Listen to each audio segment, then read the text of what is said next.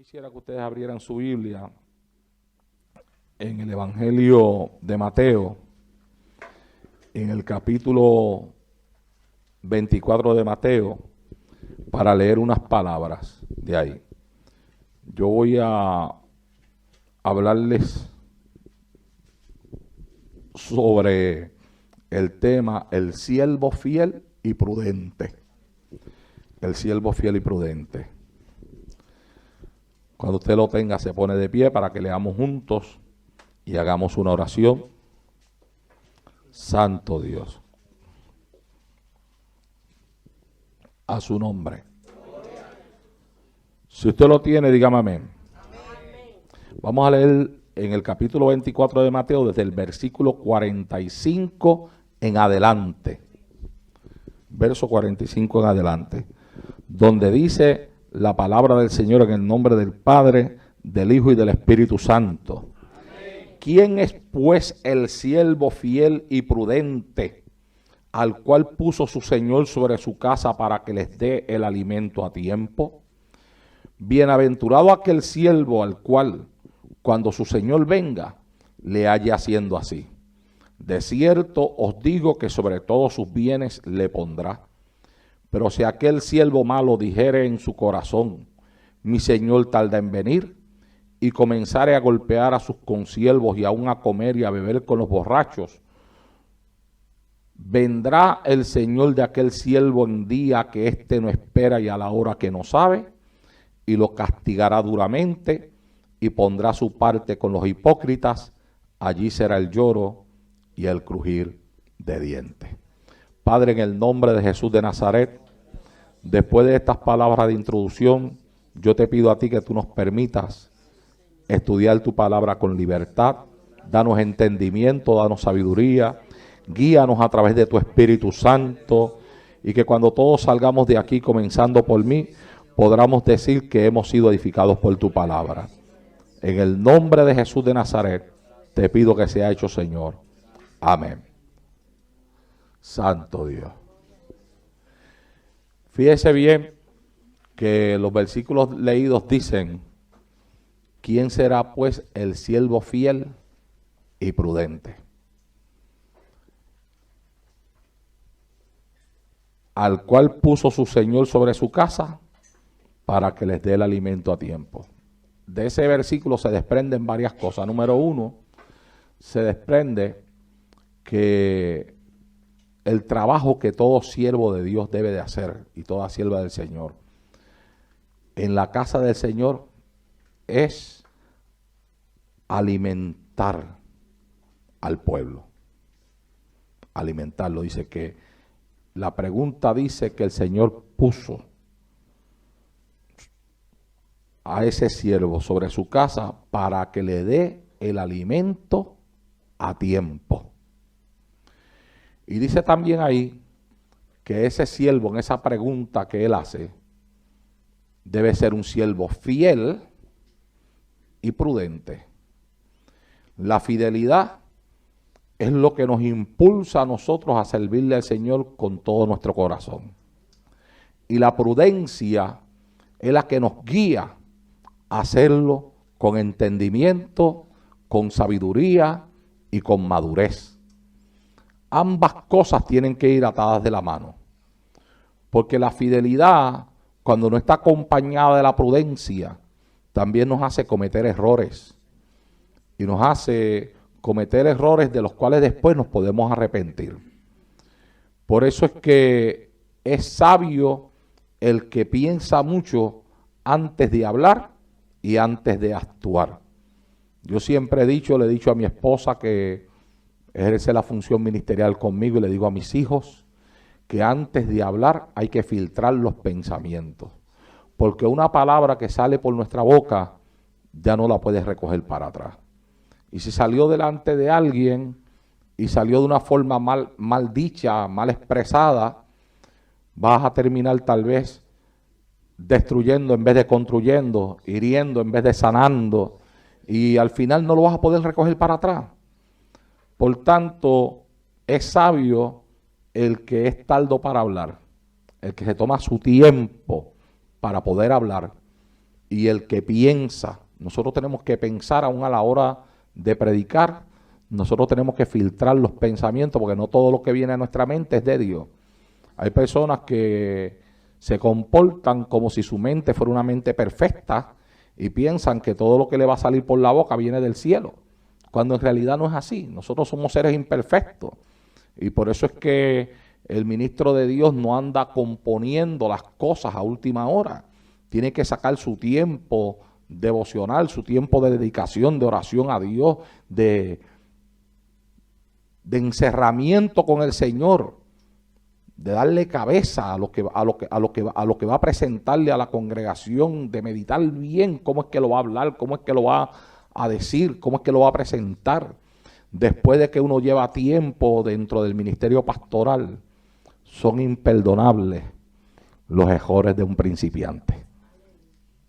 Por ejemplo, cuando yo era un principiante, yo cometí muchos errores, pero yo nunca le he cerrado mi corazón a Dios para aprender.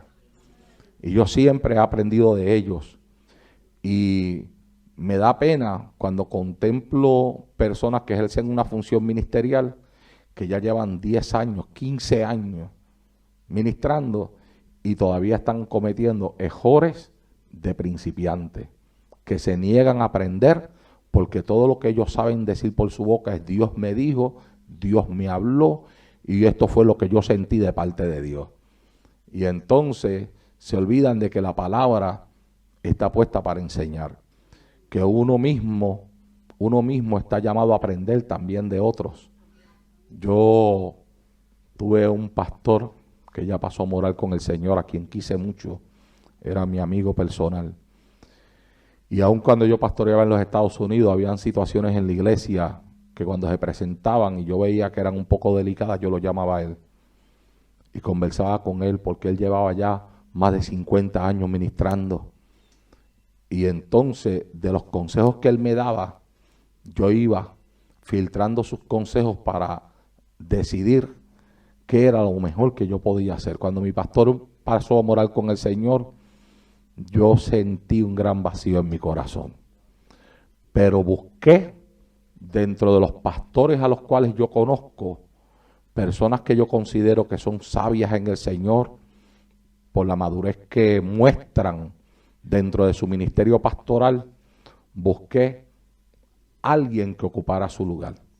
Y yo tengo en este momento compañeros en el ministerio que por el tiempo que llevan en el ministerio, la madurez que muestran dentro de su ministerio pastoral, yo considero que en ciertos momentos dados, cuando hay ciertas situaciones que son un poco confusas dentro de mi ministerio, yo los puedo llamar, porque he notado en ellos que tienen ese cuidado de que cuando uno habla con ellos no andan contándole a nadie las cosas que se hablan, porque el ministro y la mujer de Dios tiene que aprender a ser reservado, ¿ves? Y a ser reservada. No hay nada más malo cuando yo le doy consejería a personas de otras congregaciones, y yo siempre que le doy consejería a personas de otras congregaciones, la primera pregunta que le hago es que si ya hablaron con su pastor. Y cuando una persona quiere venir donde mí a hablar conmigo en la oficina, yo le digo: pídele permiso a su pastor. Si su pastor le dice que sí, entonces yo le atiendo. Si su pastor no se lo permite, pues no puedo. Entonces, una de las cosas que uno tiene que aprender dentro del ministerio es a ser reservado. Es más, hay cosas de la congregación que yo nunca las converso con mi esposa. Yo escojo que yo converso con mi esposa y que no. Y mi esposa también da consejería a las hermanas de la congregación. Hay cosas que las conversa conmigo, hay cosas que no. Y yo no le meto presión para que le esté conversando, porque yo entiendo que hay cosas que son privadas de las hermanas de la congregación. Y yo he motivado a mi esposa para que ella se meta dentro de las hermanas de la congregación, al punto de que hayan ciertos temas que yo no tenga que discutirlos con una hermana de la iglesia. Ahora, cuando hay un tema que, por ejemplo, ella encuentra que se encuentra un poco falta para dar el consejo, pues ella viene donde mí. Me dice: mira, Arnaldo, esta es la pregunta, ¿qué es lo que tú crees que yo debo de aconsejar en un caso como este? Y yo se lo digo: el ministerio no es una competencia. ¿Ve? Y yo tengo un pastor muy amigo mío que ahora mismo ni en el ministerio pastoral está, porque la esposa de él le hacía competencia en el ministerio pastoral. Y era una guerra entre ellos. O sea, ella no entendía su posición de ayuda idónea. ¿Ves? Y entonces era una competencia que ella tenía con él. Y yo le decía a él, hasta que tu esposa no entienda cuál es su posición dentro del ministerio que Dios les ha dado a ustedes, tú no vas a tener un ministerio próspero. No lo vas a tener. Y tristemente, pues hace meses atrás cerró la iglesia. Y todavía está en una batalla con su esposa hasta el día de hoy, que los otros días hablando conmigo me dice, yo no sé ni si mi matrimonio va a perdurar. Porque esto es una guerra tremenda. Nosotros, yo dije los otros días hablando en uno de los cultos que prediqué, yo dije que el matrimonio, uno se casa para ser feliz. Y yo no entiendo cómo hay gente que constantemente están en una guerra porque uno no se casa para eso. Uno no se casa para estar discutiendo y peleando todo el tiempo. Dentro del matrimonio hay situaciones difíciles, pero uno tiene que madurar, uno tiene que progresar, uno tiene que crecer, uno tiene que entender y tiene que llegar el momento en que con madurez uno resuelva las situaciones, no estar peleando delante de los miembros de la iglesia, que hay matrimonios pastorales que se pelean delante de la misma congregación. Dígame qué clase de ejemplo. Uno tiene que enseñar a los matrimonios de la iglesia a que vivan felices, a que vivan en unidad. Y después uno se va a pelear con la esposa de uno delante de ellos. Pues entonces no estamos edificando, ni tampoco estamos dando buen alimento, porque el alimento no se da solamente con lo que hablamos, sino también con nuestro ejemplo. ¿Ves? Y el ejemplo, mi amado, al final de la historia, el ejemplo habla más que 1000 palabras. Lo primero que una iglesia tiene que ver es que nosotros vivimos lo que enseñamos. Amén. Entonces aquí el Señor hace una pregunta. ¿Quién es pues el siervo fiel y prudente al cual puso su Señor sobre su casa para que le dé el alimento a tiempo? Se nos exige que seamos fieles y se nos exige que seamos prudentes y se nos exige que alimentemos. Y dice ahí que alimentemos a tiempo. A tiempo. O sea, Dios no quiere un rebaño con hambre. Él quiere, a usted le gusta que su comida se la den a tiempo, ¿verdad? Cuando pasa el tiempo de usted comer, le da hambre. Y a veces, si la comida la están haciendo muy tarde, el hambre es tan grande que usted siente que usted no está dispuesto a esperar a que la comida esté. Y o se va a comprar algo afuera a la calle, y a veces cuando se va a comprar a la calle, termina comiendo comida que no es saludable, ¿verdad? Lo que nosotros en inglés le llamamos junk food. ¿Ah? ¿Por qué? Porque todavía la comida de su casa no estaba y el hambre suya era tan grande que usted dijo, no, yo no voy a esperar a que esto esté. Y se fue por allí y se metió en un McDonald's. Y se comió un hamburger ahí con un montón de papas fritas. A lo mejor lo que había en su casa iba a ser más saludable, pero el hambre que usted tenía no le permitió esperar. Pues ¿sabe qué? Eso es lo que pasa a veces con los miembros de nuestras iglesias también. Tienen hambre. Y no les estamos dando el alimento a su tiempo. Y entonces aparecen por ahí 2 o 3, permítanme usar la expresión, sinvergüenza, lobos rapaces, vestidos de ministros, con unos temas llamativos. Y como esos problemas ellos los tienen dentro de su casa y no se les está ministrando acerca de ellos en la iglesia, son atraídos allá y ellos dicen, bueno, yo me voy para allá a escuchar eso porque yo necesito resolver este problema. Y entonces no van con el pensamiento de que se van a quedar allá, pero se van para allá. Y allá escuchan el tema que ellos querían escuchar y mucho más allá del tema que ellos querían escuchar. Y muchos de ellos terminan quedándose por allá. ¿Y qué fue lo que los llevó para allá? Una necesidad que tenían que en su iglesia no estaba siendo suplida. Un problema que yo he encontrado mucho dentro de nuestras iglesias de sana doctrina es que constantemente solamente estamos hablando de un solo tema. Siempre estamos hablando de pantalones, de pintura, de pantalla, de corte de ceja, de corte de pelo, y estamos todo un año hablando de santidad externa. Si le hablamos a la iglesia el martes, de lo único que le hablamos de eso. Si le hablamos a la iglesia el jueves, de lo único que le hablamos es de eso. Si le hablamos a la iglesia el sábado, de lo único que le hablamos de eso. Y si le hablamos a la iglesia el domingo, de lo único que le hablamos es de eso. Y si traemos un predicador a la iglesia, buscamos un predicador que de lo que hable sea de eso también. ¿Ve? Y entonces nos olvidamos de un montón de áreas que hay dentro de nuestras iglesias que necesitan ser suplidas también. A mí a veces me invitan iglesias de sana doctrina, me invitan a predicar esperando que yo venga a hablarle de eso, porque ellos saben que yo hablo de eso.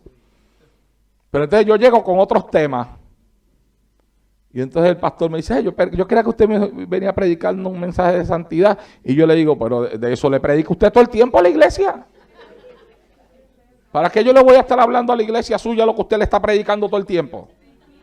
Yo le oro a Dios para que Dios me dirija a traer otros temas. Si Dios me dice que le traiga eso, yo lo traigo también, no hay problema. Yo no voy a cerrar mi boca a lo que Dios me dé, pero yo busco tratar de hablarle a la congregación de temas que tal vez ellos no han escuchado, o que si escuchan, no los escuchan muy abundantemente, ¿me entiende?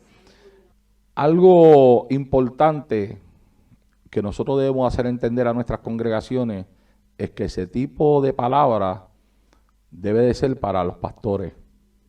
Los hermanos en la iglesia están para amarse los unos a los otros y cuidarse los unos a los otros, pero no para estarse mordiendo los unos a los otros. Ningún hermano debe estar haciendo la función del pastor. Y a veces hay hermanos que piensan que nosotros no estamos corrigiendo las cosas con la rapidez que ellos piensan que la debemos de corregir.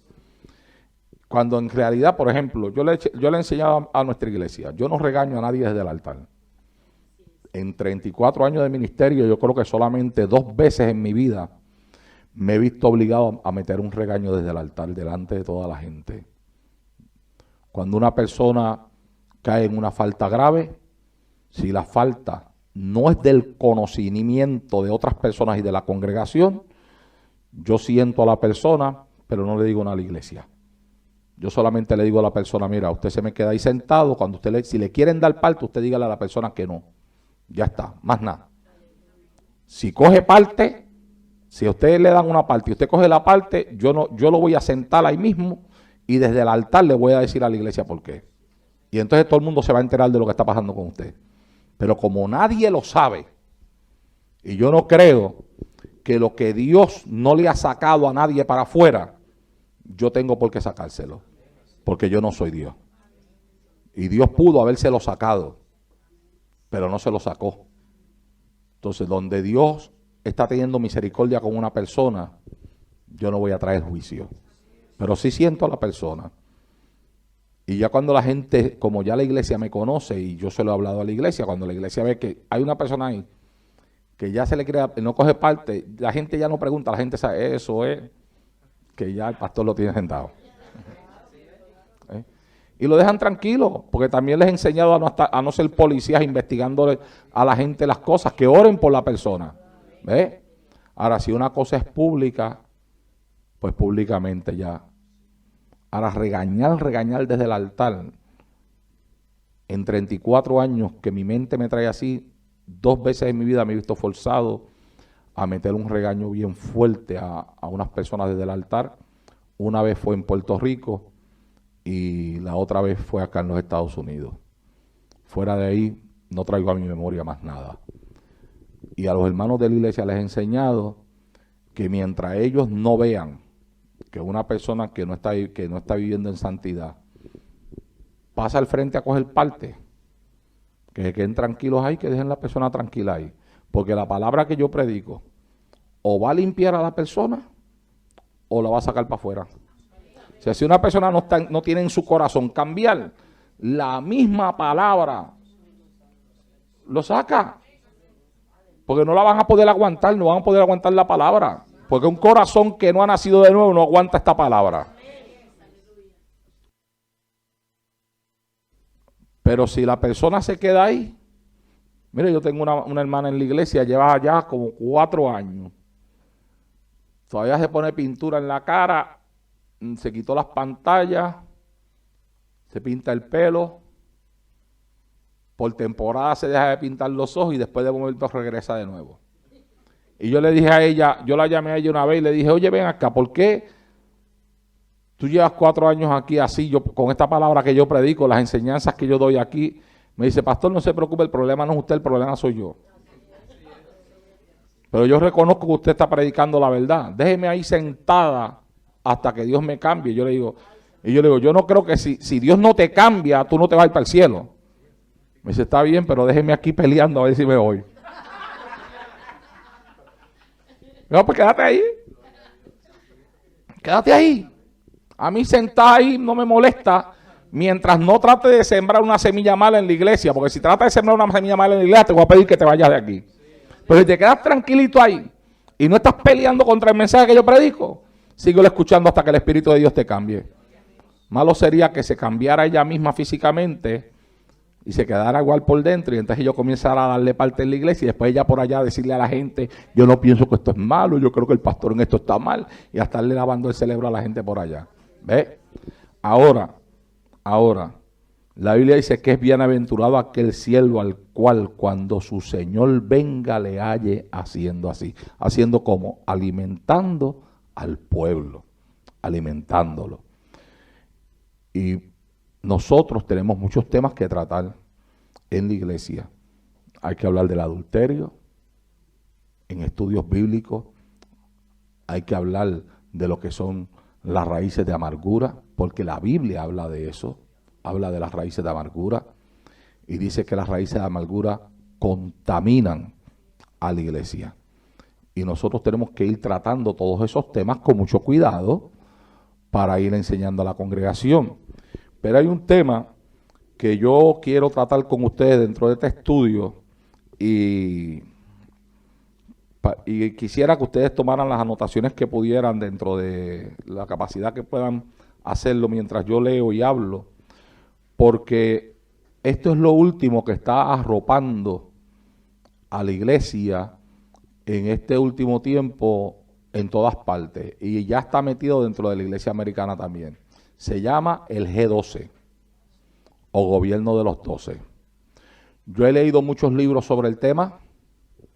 Tengo libros también de César Castellano y de Claudia Castellano, que son los originadores de la doctrina de G12 y del gobierno de los 12. Pero antes de salir para acá, un pastor amigo mío me llamó y me dijo, Arnaldo, ¿tú te has leído este libro? Yo le dije que no. Me dijo, si tú lo pudieras pedir y leerlo. Entonces, yo lo mandé a buscar y me llegó exactamente antes de salir para acá.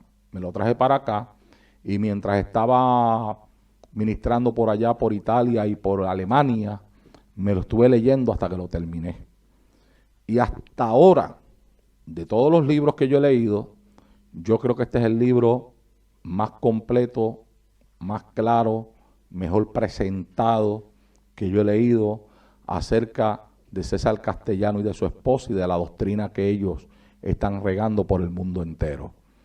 Y esa doctrina ya tiene que haber llegado aquí a Holanda también, porque eso está por todos lados, por todos lados. Entonces, yo le voy a leer de este libro, yo espero que ustedes no se me duerman, y voy a comentar, y vamos a ir intercalando todo esto con lo que yo ya comencé a hablarles a ustedes en esta introducción. El libro se llama César y Claudia Castellanos, siervos de Dios o profetas falsos. Se llama este libro.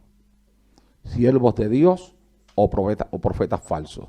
Lo que me gusta de este libro es que este libro tiene aquí dentro de él cosas que ellos escriben en los libros que ellos han escrito, que ya les dije que yo tengo libros de ellos también. Por tanto, yo puedo confirmar muchas de las cosas que están aquí, que están escritas en libros de ellos. Y además la acompaña con los textos bíblicos que rechazan esas enseñanzas. Y Este escritor es un escritor bien celoso de lo que él está escribiendo. Y a veces nosotros, dentro del celo que tenemos para tratar de defender la iglesia de doctrinas que se están metiendo dentro de ella, podemos pasar por alto algunas cosas que pueden ser ciertas. Porque yo encontré que dentro del libro hay algunos temas que él los ataca de una forma tan y tan dura que puede aparentar que esas cosas en la iglesia no puedan pasar, pero que yo entiendo que sí pasan. Por ejemplo, él ataca de una forma bien dura aquí el ministerio de Sanando las Heridas, pero yo tengo un mensaje que se llama, y una conferencia que se llama Sanando las Heridas. Pero entiendo por qué él lo hace. Entiendo por qué él lo hace. Lo hace por el sistema que está usando César Castellano para tratar ese tema. ¿Ve? Pero ¿quién me dice a mí que dentro del pastorado nosotros no hemos tenido hermanos heridos? Y con raíces de amargura. Y con odios metidos por dentro. Y con alguien que le hizo algo malo al cual ellos todavía no podían pasar a pesar de llevar a veces hasta unos cuantos años en la iglesia. Yo entiendo que esas cosas pasan.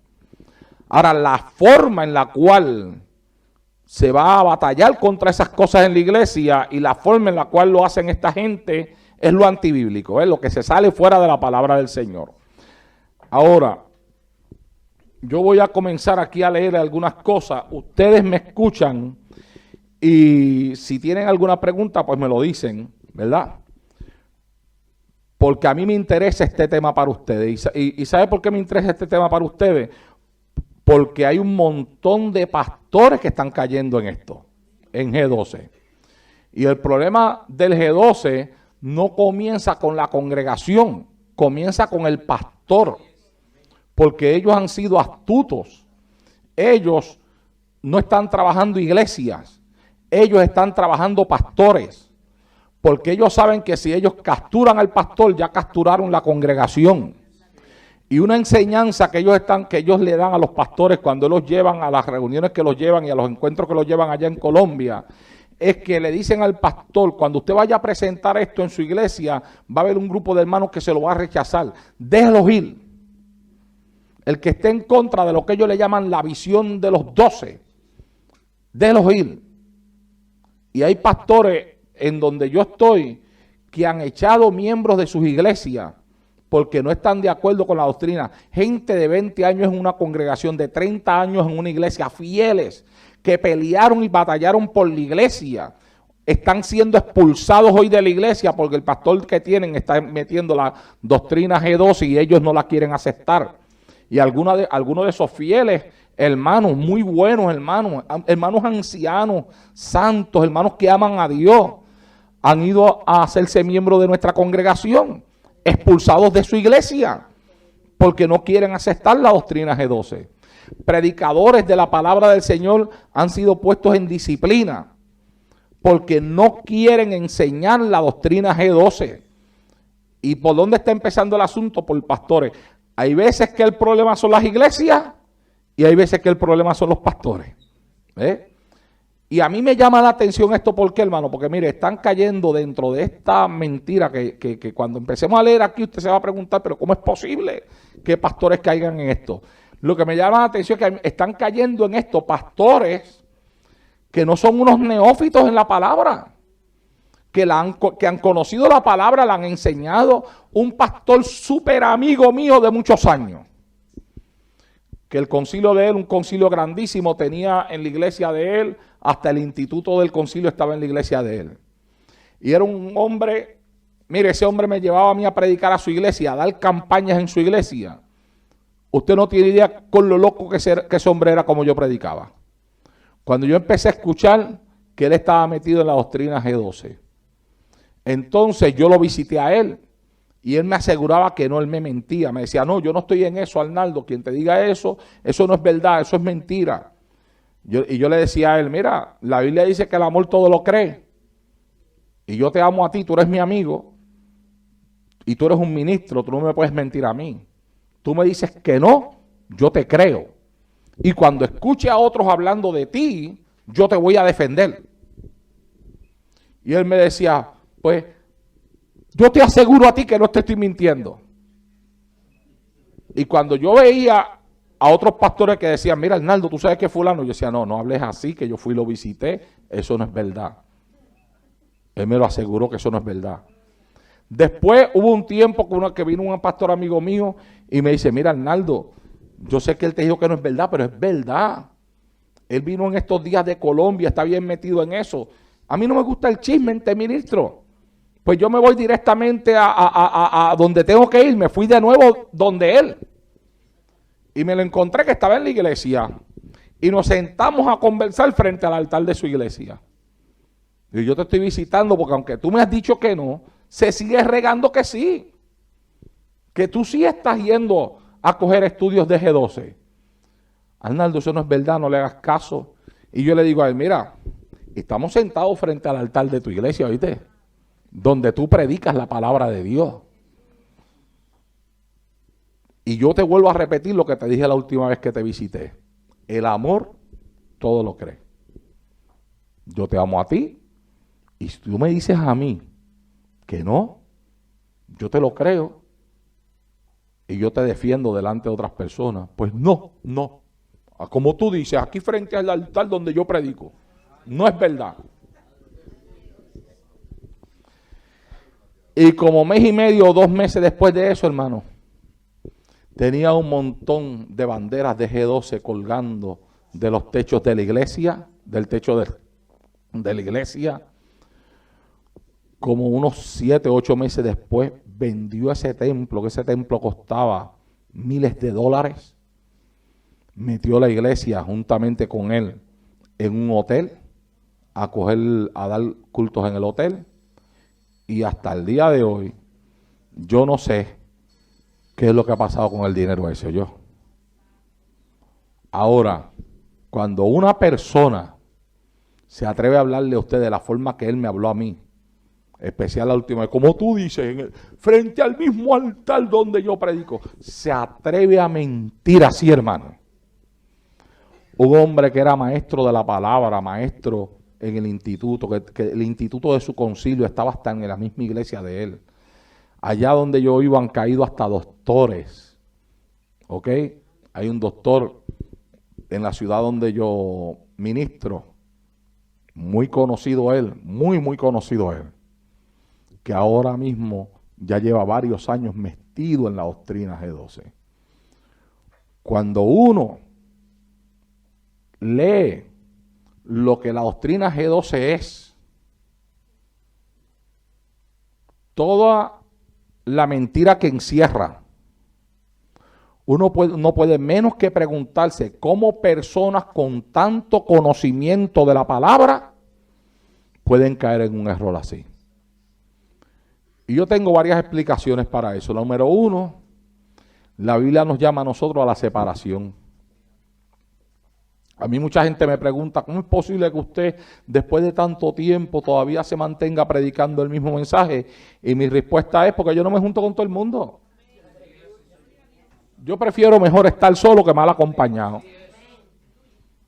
Pero yo no ando ahí juntándome con todo el mundo porque Dios en la palabra desde el Antiguo Testamento hasta el Nuevo siempre ha llamado a su pueblo a que sea un pueblo separado. ¿Ves? Número 2, yo no ando metido en cuántas conferencias están ofreciendo por los lugares. Y si algo yo he notado en estas personas que han caído en esto, es que han sido invitados a conferencias por allá por Colombia, se han ido para allá, y yo siempre he creído que cuando tú te metes bajo la influencia de cierto espíritu, si te metes bajo la influencia del Espíritu Santo, pues el Espíritu Santo es el que tiene el control de tu vida. Si te metes donde lo que está reinando es un espíritu de error, el espíritu de error te va a terminar controlando a ti también. ¿Ves? Y uno tiene que cuidarse y uno tiene que empaparse de estas cosas para después poder enseñar a la congregación. Yo cuando vaya para Nube voy, mi hermano, afilado, como dice uno por ahí, porque le quiero hablar a mi iglesia de esto. ¿Ves? Ahora, vamos a empezar para que ustedes vean. Es obvio, como se probará más adelante, que el matrimonio castellano tiene la obsesión de proyectarse ante el mundo por sus novedades religiosas y de querer protagonizar también la vanguardia religiosa por todo el mundo. La supuesta y blasfema experiencia que la señora Castellano reclama haber tenido, de haber sido crucificada con Cristo y de haber padecido durante 3 horas literalmente los mismos dolores que Cristo sufrió, de bautizarse en el río Jordán por órdenes de Dios, de sentir una vez más literalmente que los cielos se abrieron y que Dios envió sobre ella el Espíritu Santo para después ir a predicar en el mismo lugar donde Cristo predicó el Sermón de la Montaña. Todo eso que yo le estoy leyendo a ustedes aparece en un libro que tiene César Castellano que se llama La Revelación de la Cruz y se encuentra en la página número 11 de ese libro, donde él está hablando acerca de esa supuesta experiencia. Para empezar, mi amado hermano, que nadie puede decir en qué lugar específicamente fue que Cristo predicó el Sermón del Monte de la Montaña. Eso nadie lo sabe. Pero ella dice que ella predicó. Dios le dio a ella 3 cosas. Le dio a sufrir literalmente el mismo sacrificio que Cristo sufrió. Después Dios la llamó a bautizarse de nuevo por segunda vez en el río Jordán. Y además de eso, después de eso, la llevó a predicar en el mismo lugar que Cristo predicó el Sermón de la Montaña. A mí me gustaría saber si en aquel tiempo había un GPS que pudieran especificar con claridad el lugar donde Cristo lo hizo. ¿Ah? No es más que una maniática pretensión de presentarse ante el mundo como una Crista. Según ella, después de su bautismo en el Jordán, de haber visto los cielos abiertos, que el Espíritu Santo descendió sobre ella y de su poderosa predicación en el mismo sitio donde Cristo predicó el Sermón de la Montaña. Mire lo que ella dice después de eso. Ella dice: de ahí en adelante he seguido escuchando la voz de Dios dirigiendo todos mis pasos.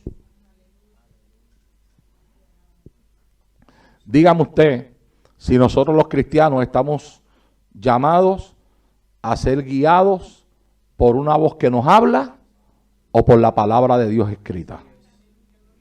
He seguido escuchando la voz de Dios, guiando todos mis pasos. Mi tiempo devocional fue transformado dándome intercesión profética e interpretación de lengua. Además, escuche bien, de la capacidad de observar los corazones de nuestra gente para conocer sus necesidades espirituales. Mire todo lo que tiene ella.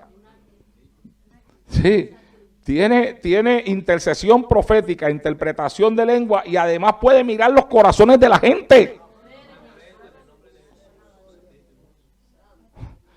El escritor de este libro dice: ¡qué repertorio! ¡Qué modestia! Quienes hayan leído los libros escritos por los castellanos habrán notado que entre ellos mismos se dan el quien vive de la espiritualidad y vida sobrenatural. Compare las pretensiones de esta señora con lo que dice la palabra de Dios en 1 Samuel capítulo 16 verso 7. Porque Jehová no mira lo que mira el hombre, pues el hombre mira lo que está delante de sus ojos, pero Jehová mira ¿qué? El corazón. ¿Quién es el único conforme a la Biblia que puede mirar el corazón? Pero ella dice que Dios le dio a ella la capacidad de poder observar los corazones de la gente para ayudarlos en sus necesidades espirituales. ¿Ah? Santo Dios para siempre. La Biblia dice: engañoso es el corazón más que todas las cosas y perverso. ¿Quién lo conocerá? Dice: yo Jehová, que escudriño la mente y pruebo el corazón para dar a cada uno según su camino, según el fruto de sus obras, en Jeremías capítulo 17 versos 9 y 10. O sea, pues habría que cambiar ese verso y cuando dice quién lo conocerá, ponerle quiénes lo conocerán y pues añadirle yo Jehová y Claudia Castellano lo conocerán. ¿Ah? Santo Dios. Ella pretende compararse con Cristo al decir que puede conocer los pensamientos de la gente para poder ministrar mejor a sus necesidades espirituales. Cuando la Biblia dice: y conociendo Jesús los pensamientos de ellos, dijo, en Mateo capítulo 9, verso 4, en Mateo 12, 25, sabiendo Jesús los pensamientos de ellos, les dijo.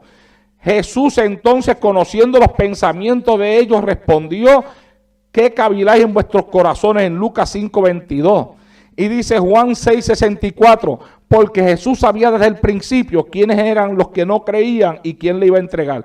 O sea, en otras palabras, ella, al asumir o al decir que Dios le otorgó todas esas cosas, se está poniendo al mismo nivel de Cristo. Ahora dígame usted cómo personas, doctores en la palabra,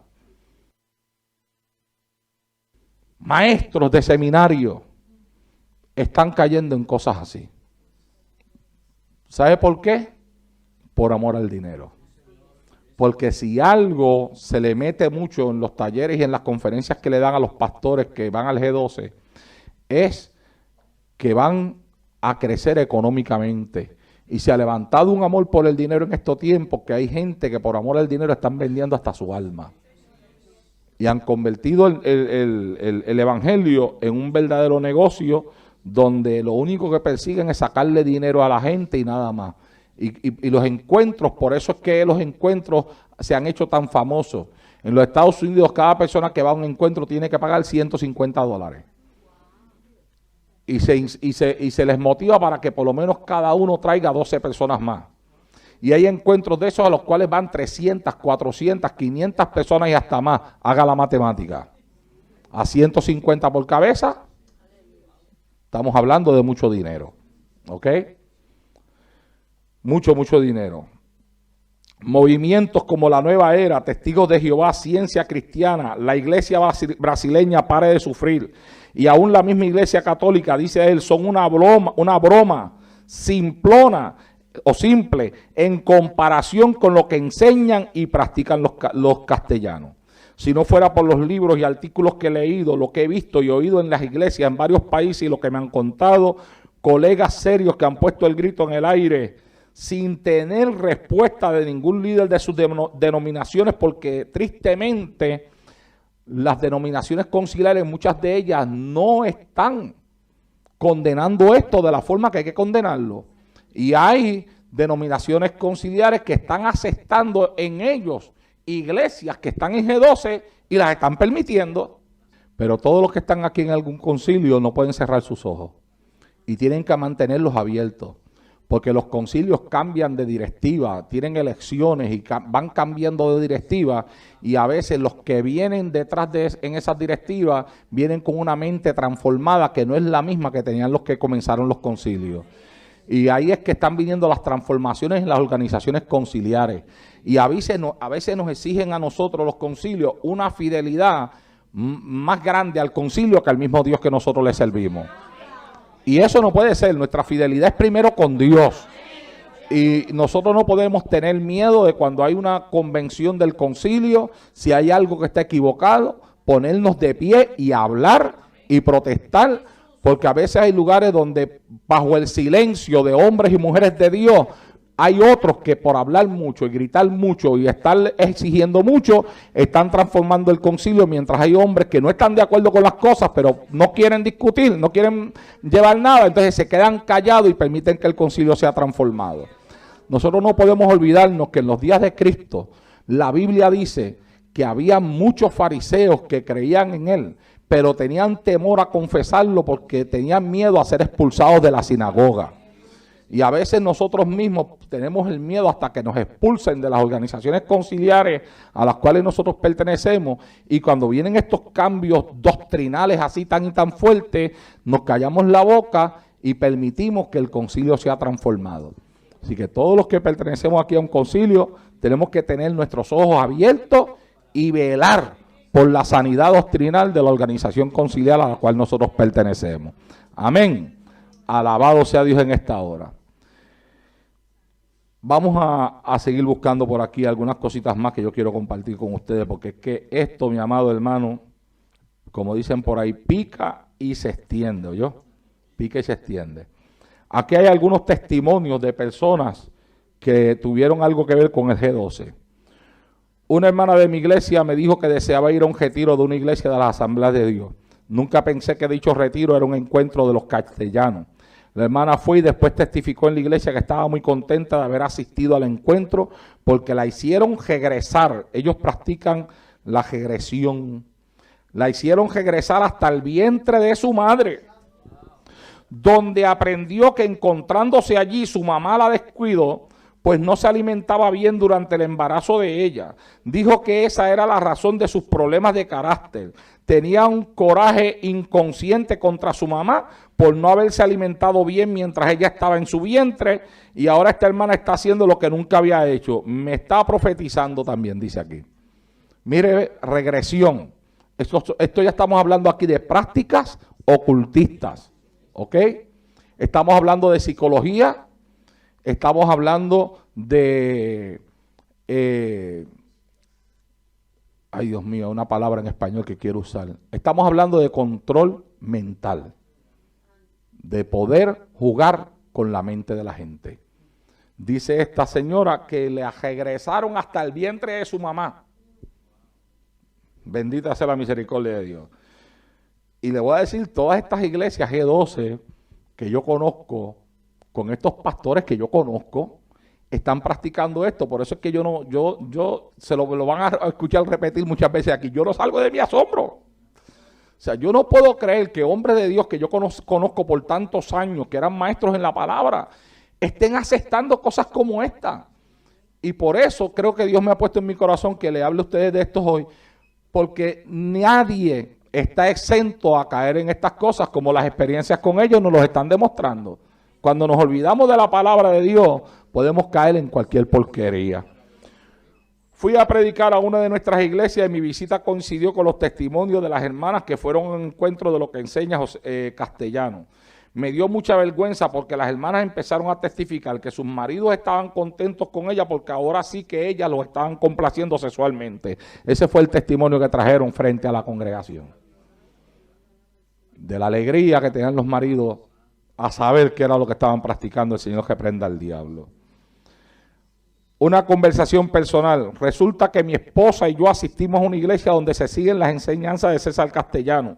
Y nos llamó la atención que mientras el pastor dirigía la supuesta alabanza, sacudía una pierna, y cuando sacudía la pierna toda la congregación empezaba a saltar en bendición.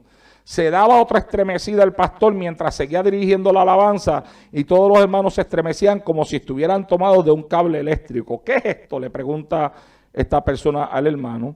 Por favor, ore por nuestra iglesia. Nosotros tenemos que... ¿Sabe una cosa, hermano? Mire, nosotros tenemos que tener cuidado con este asunto de estar moviendo las emociones de la gente en la iglesia. Y tenemos que tener mucho cuidado con, sin quererlo, dentro de este asunto de nosotros provocar el movimiento del Espíritu en la iglesia y la bendición del Espíritu Santo en la iglesia, que nosotros sin desearlo lleguemos al punto donde provoquemos más emociones que el verdadero movimiento del Espíritu de Dios. En nuestras iglesias, y créame, hermano, mire, yo creo, si usted ve los cultos nuestros a través del internet, usted ve que en mi iglesia se danza, en mi iglesia se brinca, se corre, y hasta yo mismo salgo corriendo en el altar también. Porque yo creo en la libertad del Espíritu Santo. Pero hay que enseñarle a la gente a distinguir lo que es emoción y lo que es Espíritu Santo. ¿Ve? En una ocasión había una muchacha danzando a todo lo que da en una iglesia donde yo fui a predicar, danza. Y el Señor me decía, ve y ponle la mano encima y ora por ella, que es un demonio. Entonces, como yo estoy en el altar para predicar, yo le decía al pastor, esa hermanita, lleva mucho tiempo aquí. Oh, sí, varón, lleva un tiempo aquí en la iglesia y eso Dios la está bendiciendo, me decía él. Entonces yo estaba ahí, que yo no sabía qué hacer, pero fue tanto la fuerza que me metió el Señor, que entonces yo bajé del altar, y cuando yo fui a ponerle la mano encima a aquella muchacha que no la había tocado todavía, se viró hacia mí con los ojos más grandes que nada y me empezó a gritar, te odio porque donde quiera que estoy metido me andas echando fuera. Entonces cuando le reprendí, el demonio cayó al piso.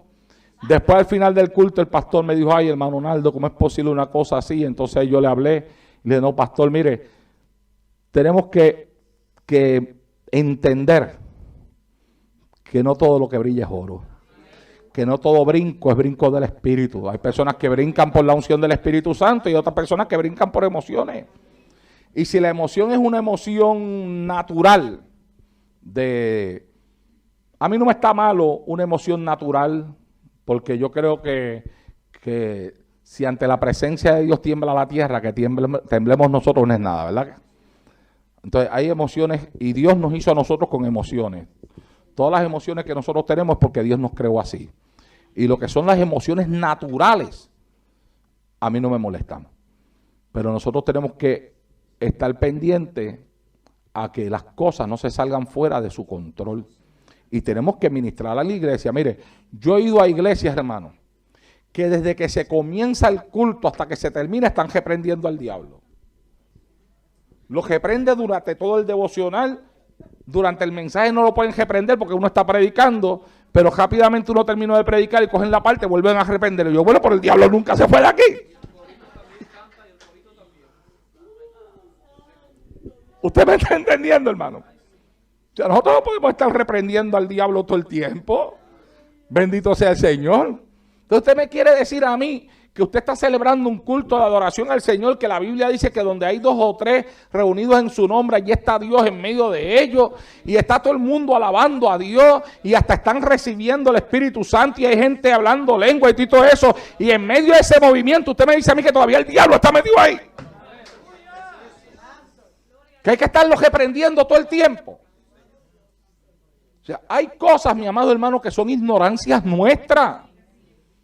Y nosotros tenemos que madurar y tenemos que crecer y tenemos que dejar lo que es ignorancia y enseñar a la iglesia para que deje de hacerlo también.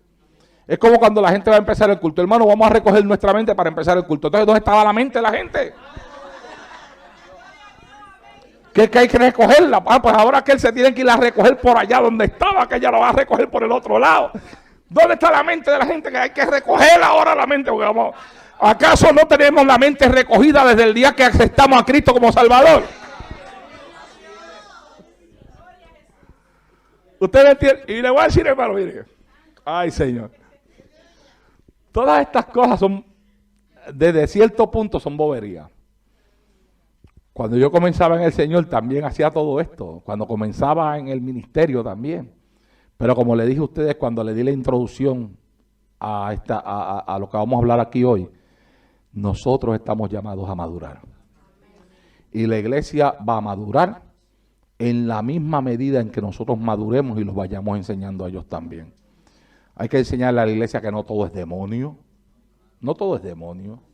Una persona porque cae al piso no significa que esté endemoniada. ¿Ve? Y a veces usted ve que cae una persona al piso y empiezan y le cae todo el mundo encima y fuera y fuera y fuera y fuera. Y la persona se queda igual porque es que no tiene nada adentro que salga para afuera. ¿Ah? Pero todo el mundo está tratando de sacarle algo para afuera. Y después usted ve que a esa misma persona casi todos los días de culto le están haciendo la misma oración.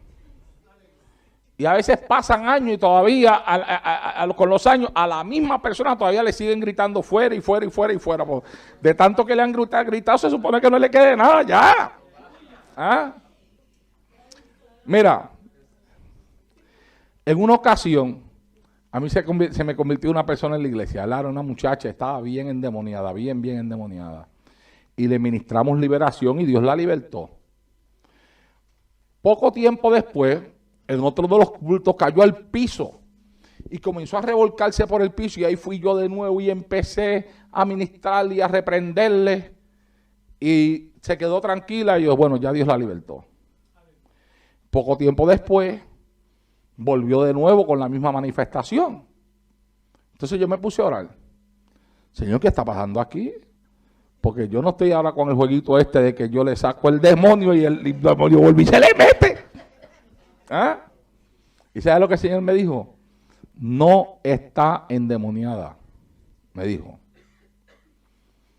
Es una forma que ella tiene de llamar la atención. Entonces, yo cogí, la llamé a la oficina y le dije, mira, ha pasado esto así, así, así, así. Yo me puse a orar a Dios, Dios me ha dado entendimiento de lo que te está pasando y Dios me ha dicho a mí que tú no estás endemoniada. La primera vez sí, pero parece que te gustó, que todo el mundo te cayó encima ahí y que se estaba ministrando por ti y ahora tú lo que quieres es llamar la atención. Le dije, si tú me vuelves a caer al piso a mí aquí, yo no te voy a orar, yo te voy a mandar para el hospital. Y en el hospital, cuando te vean así, te van a mandar al manicomio. Mano, nunca más cayó al piso. Nunca más. Hasta ahí le llegó el asunto. Y en una ocasión tenía una persona que se pasaba con lo mismo, Dios me dio la misma interpretación, le dije lo mismo, no me hizo caso, cogió y se tiró al piso a todo lo que de. Yo le dije, pastor, llévatela para el hospital. Y allá se la llevaron para el hospital, allá le pusieron inyecciones y todo. Y entonces yo llegué después del culto, llegué hasta el hospital y ya estaba ya todo adormecida así por las inyecciones. El copastor se reía porque esto eran cosas que yo le había discutido con el copastor. Y entonces yo fui y me le pegué y le dije, mira, la próxima vez que vuelvas a caer, esto es lo que te va a pasar, ¿oíste? ¿Tú me estás entendiendo? Y me hizo. Se acabaron los demonios en esa también. Entonces, no todo es posesión de demonios, hermano. No es todo posesión de demonios. Y nosotros no podemos estar todo el tiempo ahí gritando a la gente y reprende demonios, reprende demonios, demonios, demonios, demonios, demonios. Y parece que, ¿qué iglesia es la que pastoreamos? Es como si tuviéramos demonios a veces hasta en las cortinas del templo.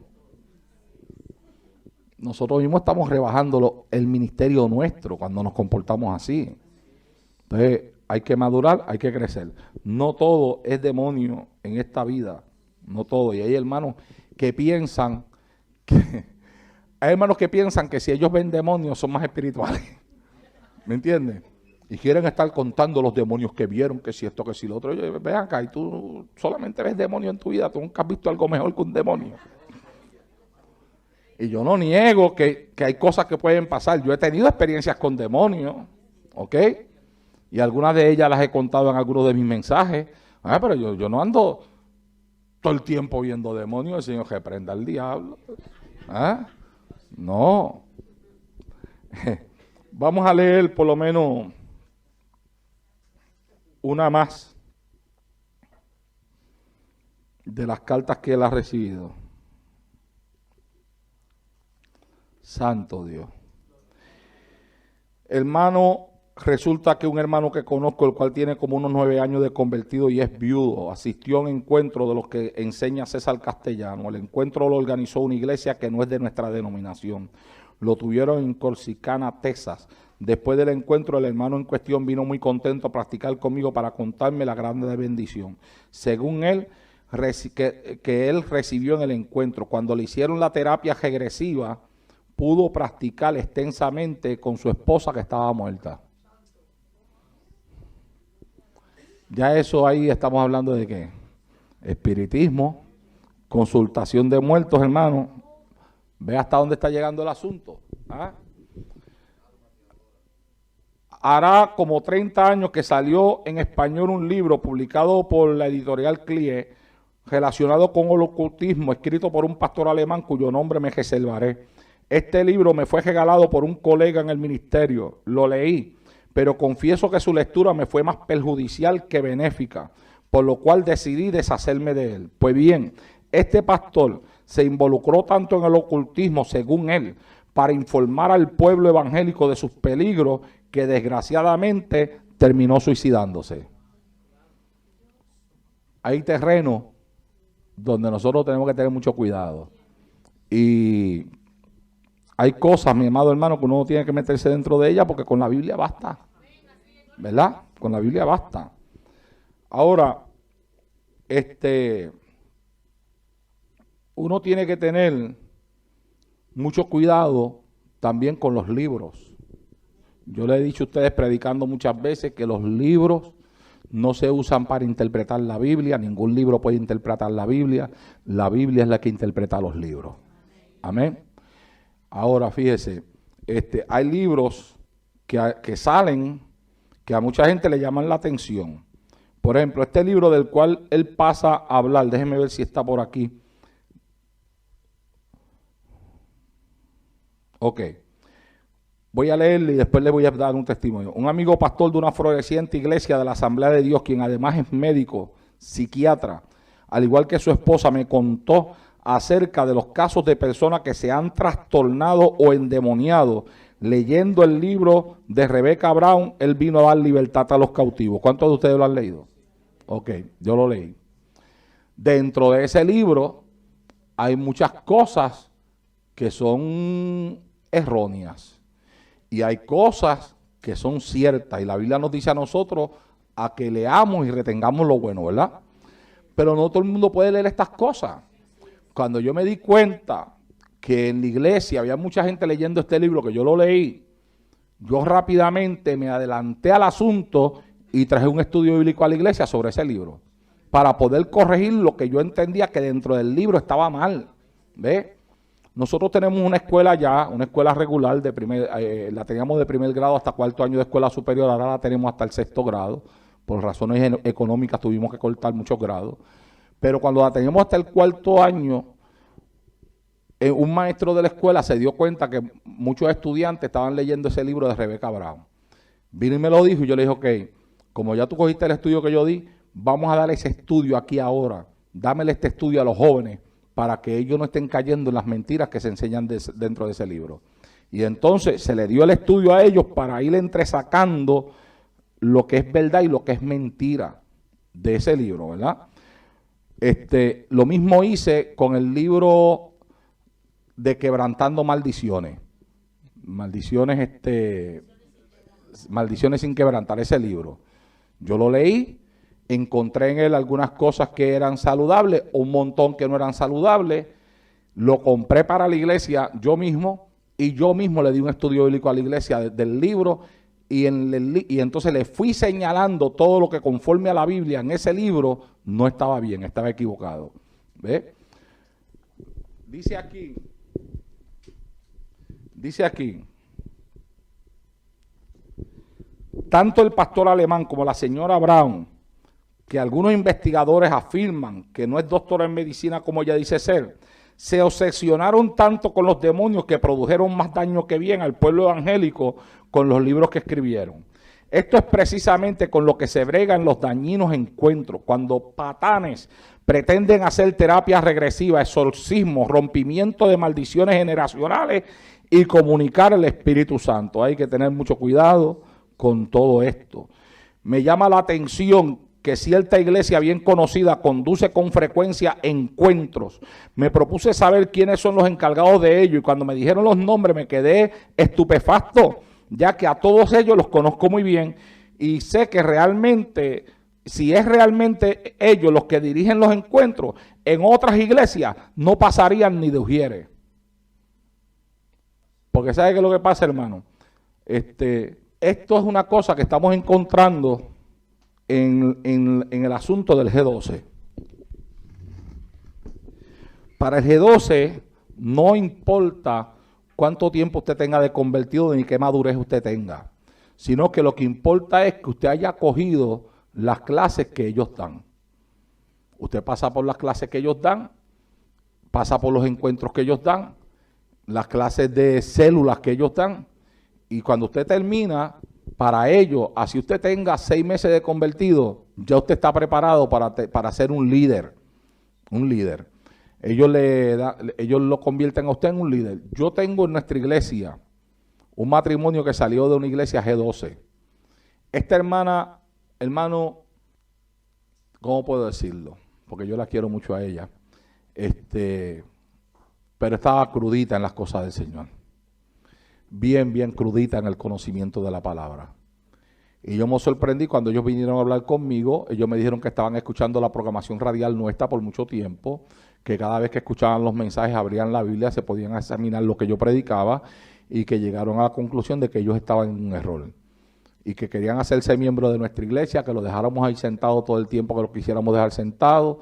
Pero ella me dice a mí, mire pastor, yo soy una líder dentro de mi iglesia en célula de G12. Pero cuando yo lo escuché a usted predicar de la forma que usted predica por la radio, yo me di cuenta que yo era un ignorante de la palabra de Dios y que yo no podía ser líder de nada. Déjeme sentada ahí hasta que yo aprenda de la Biblia. Entonces, una persona que no sabe de la Biblia, por el solo hecho de que pasó unos estudios, Ya era una líder, al frente de otro. ¿Sabe cuánto tiempo estuvo sentada en nuestra iglesia? Como 3 años y pico, un poco más de 3 años. Aprender, yo no quiero más nada, yo quiero aprender. Hasta que hubo un día que ella misma se me acercó a mí y ella me dijo, pastor, yo creo que ya yo estoy lista para que usted me haga miembro en plena comunión. Y ahí está en nuestra iglesia. Pero en el lugar donde ella estaba era una líder, mi amado hermano, y no podía ser ni maestra de niñito de 5 años. Y era una líder. Dice él aquí que estas personas en otra iglesia no hubieran pasado ujieres, pero en la que se encuentran son expertos en terapia regresiva, en cómo sacarle demonios a la gente, identificar traumas que las personas desarrollaron estando en el vientre de su madre, sin faltar que también son expertos en romper maldiciones que se han venido acumulando desde yo no sé qué tiempo inmemorial. Caramba, dice él, qué enorme tiene que ser el alma de un ser humano para acumular tanta basura que le han descargado por miles de vertederos. La práctica del G12 presenta hechos que son contra las doctrinas bíblicas, como por ejemplo la regresión, donde las personas van hasta el vientre materno para recordar sus pecados y pedir perdón por faltas que ya fueron perdonadas. Momentos de meditación, uso de música como una forma de control mental. El juramento, esto es importante, el juramento de no contar a nadie lo sucedido en el encuentro. Cuando están en el encuentro, ellos tienen que jurar. Entonces, se lo hacen de una forma donde ellos le ponen la Biblia y le hacen ver que es mejor no prometer que prometer y no cumplir. Los hacen ver que si llegan a hablar de eso van a recibir maldición. Yo tengo en nuestra iglesia, hermano, bastante gente que han salido de G12 y hubieron algunos de ellos que tuvieron los encuentros que todavía después de un tiempo en nuestra iglesia no se atrevían a hablarme de lo que había pasado en los encuentros porque ellos habían jurado que no hablarían de eso a nadie. Y así es como los controlan, para que lo que ocurre allá adentro no salga para afuera. En el Brasil, muchas personas que participaron del encuentro y revivieron su pasado perdieron el sentido común y quedaron desequilibradas. El pastor Silas Malafia añade, sin ninguna presunción en relación con nadie, tengo autoridad científica pues soy psicólogo clínico con especialización en el área de psicoterapia del adulto. Y lo que la mayoría de estos encuentros está realizando es una verdadera terapia con técnicas psicoterapéuticas muy peligrosas, donde personas sin ninguna experiencia ni capacidad para aplicarlas, tales como regresión, cura interior, cura de memorias pasadas, etcétera, están confundiendo la gracia de Dios con la psicología. Ay, Dios mío. Voy a pasar a otras cosas para... Ok. Santo Dios. Es increíble, hermano, el leer esto y el pensar en las personas que han caído en esto. El capítulo 1 del libro La Revelación de la Cruz por César Castellano empieza con una zurda visión que la señora Castellano insiste en haber tenido. El relato se extiende desde la página 11 hasta la 15. Y el relato dice así, esto es palabras de ella, palabras de él hablando acerca de la experiencia de su esposa. Meses atrás, mi esposa estaba reunida con su equipo de 12 y les estaba enseñando que la base para tener un grupo correctamente formado debe fundamentarse en la revelación de la cruz. Luego pidió que cada una de las mujeres orara para que el Señor les diera lo que ella llama la revelación de la cruz, tomando como texto bíblico de referencia Juan 17:3.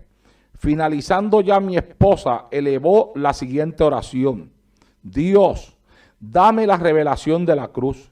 Y después de estas breves palabras, ella se vio frente a la experiencia más extraordinaria que jamás hubo tenido.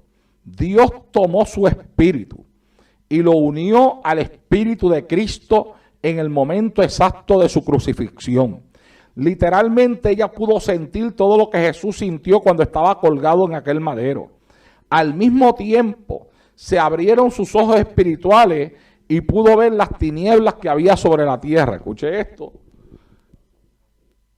Vivir la experiencia de la cruz es un milagro. El Señor toma nuestro espíritu trasladándolo hasta el mismo momento de su mayor agonía y literalmente llegamos a ser uno con Él. Luego que usted ha vivido esta experiencia, adquiere la habilidad de llevar a aquellos que usted está discipulando a recibir esa misma revelación de la cruz. Todo aquel que comprenda esta revelación llegará a sentir que la muerte de Jesús pasa a ser también su propia muerte.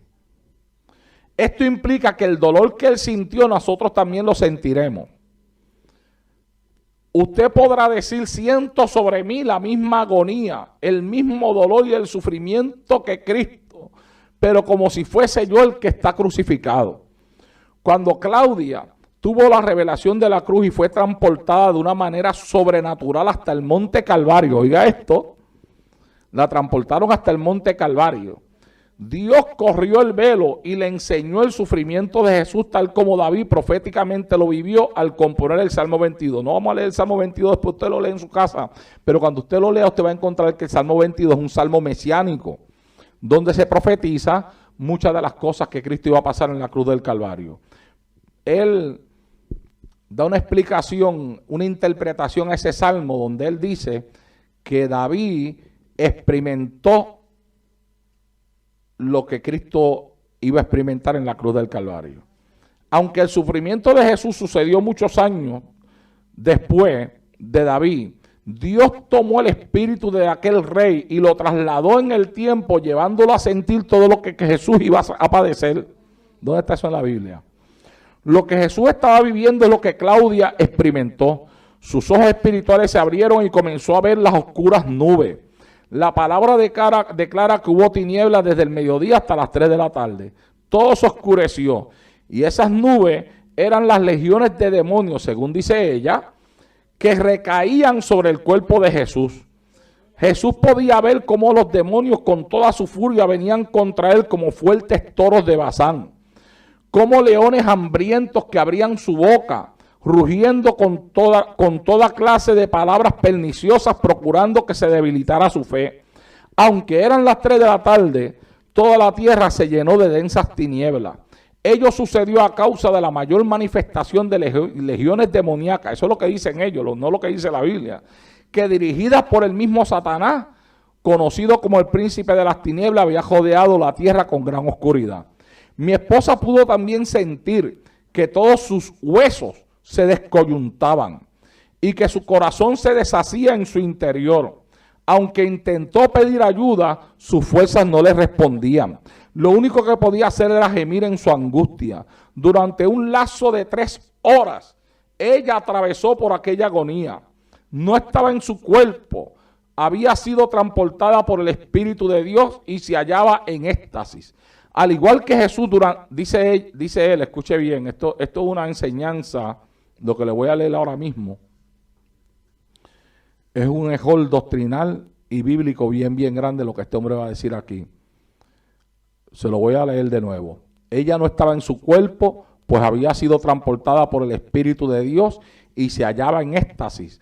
Al igual que Jesús, durante todo ese tiempo sintió la ausencia de la protección en aquella cruz. O sea, él dice aquí que ella se encontraba en un éxtasis durante todo ese tiempo, al igual que Jesús.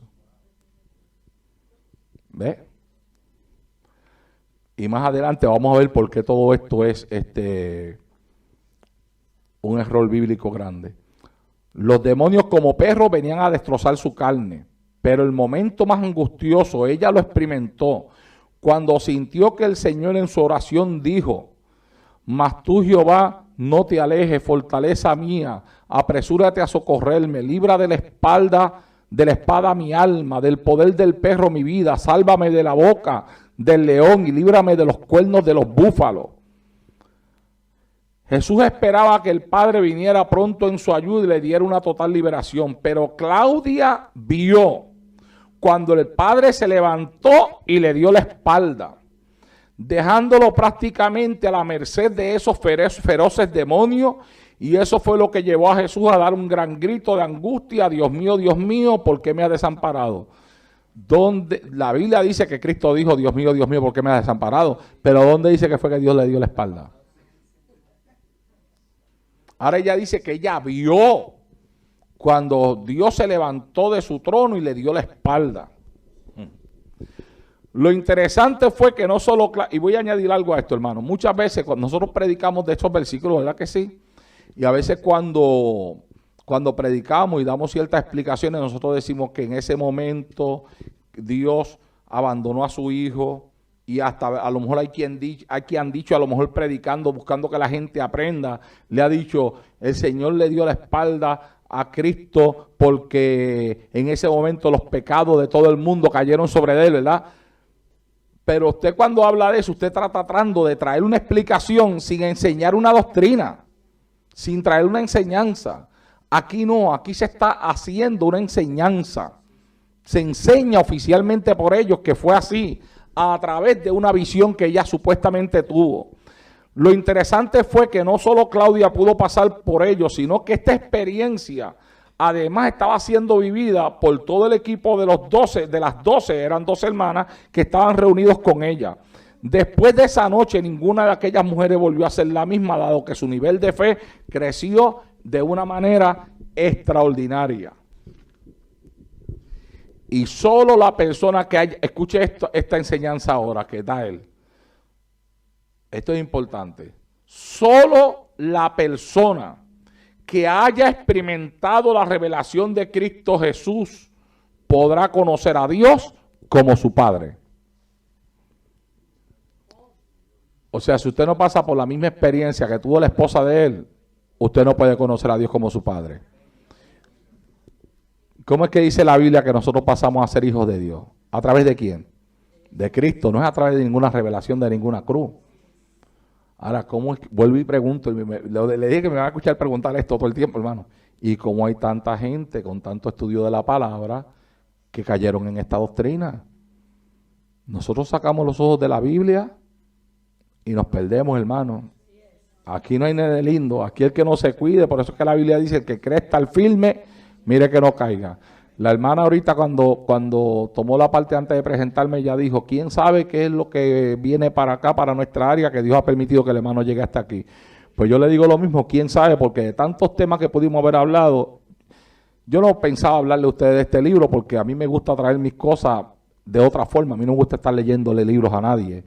Pero sin embargo, esta mañana sentí en mi corazón que Dios quería que hiciera esto aquí. Así que quién sabe qué invasión es la que viene por ahí, y Dios quiere que estemos preparados para poder enseñar a nuestras congregaciones y a todo el que nos quiera preguntar. Prepárense, porque no sabemos lo que viene por ahí para acá. Como se acaba de afirmar, una de las cosas que me desconcierta después de haber leído los libros del matrimonio castellano es que haya gente